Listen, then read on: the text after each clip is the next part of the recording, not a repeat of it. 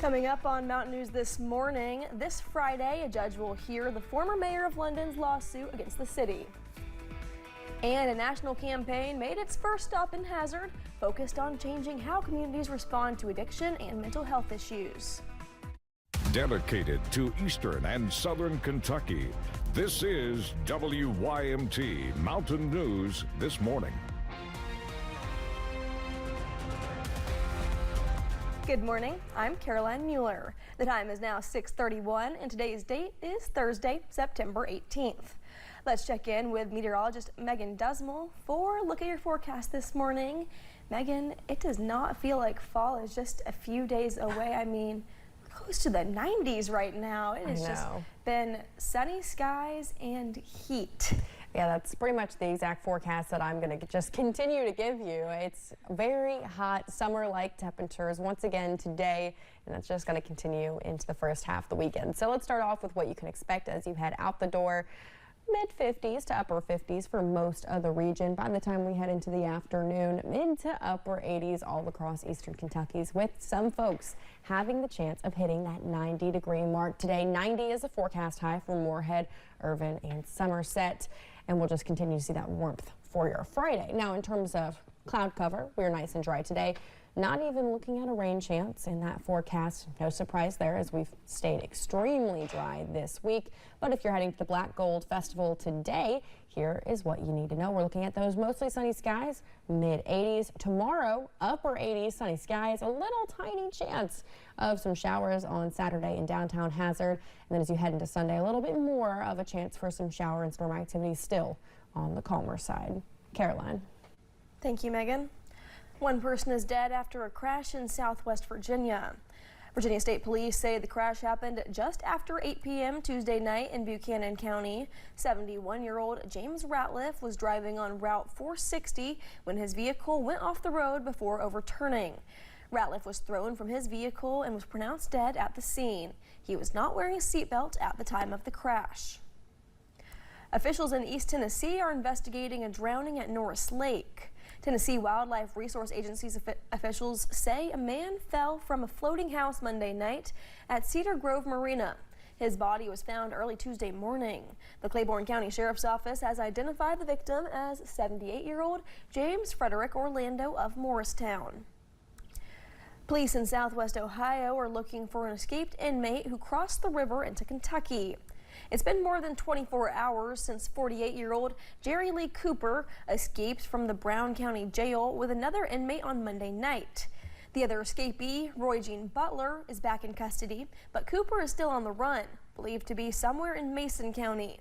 The Mason County Sheriff's Office is working with Kentucky State Police and other agencies to find Cooper. He come from Georgetown, Ohio, down and across the Ohio River here. On a paddle boat. We've located the paddle boat and are currently still searching the cornfield that is right near the paddle boat. Both inmates will now face charges of escape. Police are asking folks in the area if they see something suspicious to call police immediately and do not approach the suspect. New details in a Letcher County murder case. Mark Miles was indicted by a Letcher County grand jury on 1 count of aggravated murder, 1 count of robbery, and 2 counts of tampering with evidence. He was arrested and charged with murder earlier this year. The incident happened last year when state police found Angela Roberts unresponsive in the Cowan community. A Prestonsburg woman has been cleared in a case where she was charged in connection with her father's death. Summer Adkins was not indicted after a grand jury heard testimony from the investigating officer as well as the victim's family. Grand jurors returned a no true bill, clearing her of criminal responsibility. Adkins was accused of shooting and killing her father, 62-year-old Jimmy Harvey. She claimed she had been sexually abused by Harvey as a child and believed he was doing the same thing to a young family member.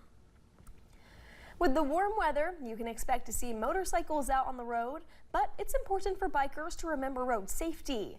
Whether you are in a car or driving a motorcycle, it is important to take precautions to ensure the safety of everyone on the road. If you are driving a car, make sure to watch for your blind spots and give them plenty of space. If you are on a bike, wear your helmet and avoid lane splitting. Nationwide, The number of motorcyclists that are killed in traffic crashes are about 15% of all traffic fatalities. Another tip AAA of the Bluegrass shares for us is for bikers to watch out and avoid potholes, as they are a common cause for motorcycle crashes. Pike County is mourning the loss of Detective Mitchell Adkins, a friend, a father, and, as he is described by many, an excellent member of law enforcement. WYMT's McKinley Calandrino spoke to colleagues and family members about the sudden death.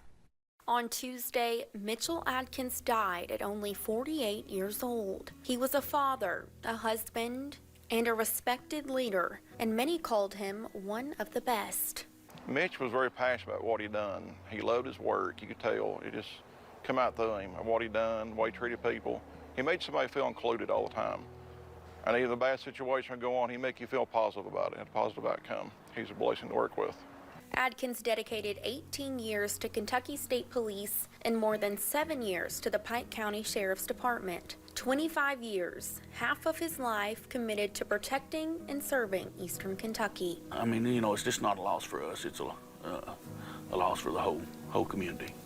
A hero in law enforcement and a hero at home. He was our hero. He was top notch. He knew his stuff. He could handle anything. His family, he was a big family guy. His kids, they meant everything to him. Although his death was sudden, his memory will never fade. But there's nobody that can fill his shoes. Nobody. There will be a loss without him. People will always talk about him, and they'll remember him, and there'll be Mitch Adkins stories. And do you remember when Mitch did this? And that will be his legacy, and it will continue. As he served his community with honor. In Pike County, McKinley Calandrino, WYMT Mountain News. Funeral arrangements have not been finalized, but will be under the direction of J.W. Call Funeral Home in Pikeville. The Martin County School District now has launched its own police department. The school district hired Chris Kidd as its police chief. We reported on this story back in February when the school had plans to establish a police force. Kidd brings nearly 20 years of law enforcement experience to the table and is a Floyd County native. Kidd started his new role last Thursday. This Friday, a judge will hear the former mayor of London's lawsuit against the city. The hearing will consider Randall Weddle's motion for a temporary injunction. Weddle claims that his impeachment hearing had no legal grounds and that the city council manufactured charges against him. He's trying to get a judge to rule that the city council violated the law by removing him from office.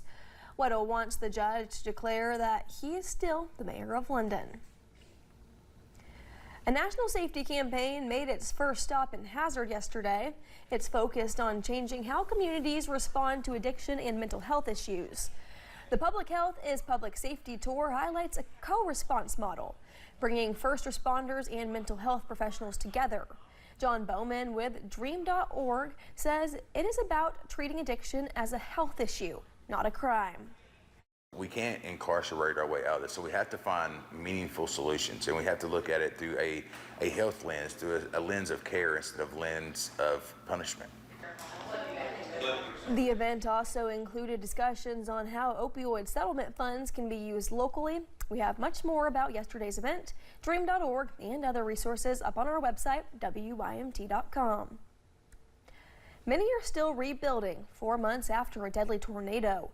The EF4 tornado in May was on the ground nearly 60 miles, killing 19 people, and left behind widespread destruction.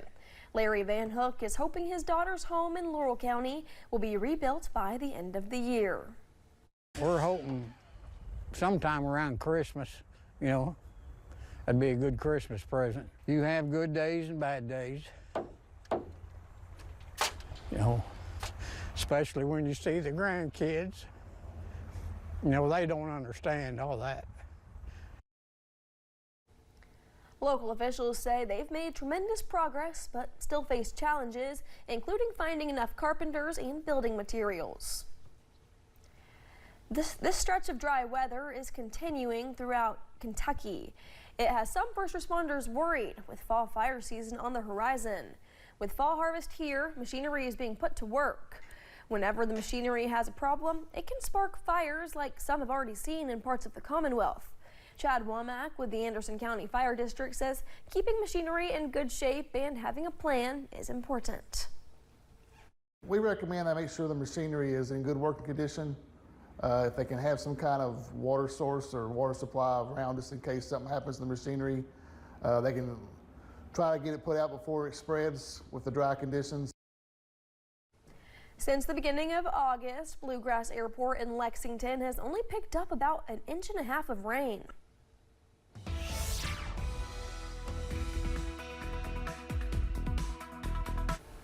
We're just going to continue that dry trend into today, and temperatures will be on the warm side as mostly the mid to upper 80s take over for your Thursday. Some folks even having a chance of hitting that 90-degree mark.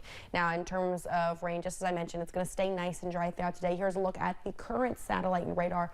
Not really even clouds in the sky to start off your day. A little bit of some fog is being picked up, though, so make sure you're driving carefully if you are heading to more of our southern counties this morning. Here's what you need to know as you're heading off to the bus stop this morning, though. Temperatures, mixture of the mid to upper 50s with partly cloudy to mostly sunny skies, and by the time you're heading home, we're looking at a mixture of the mid 80s with mostly sunny skies.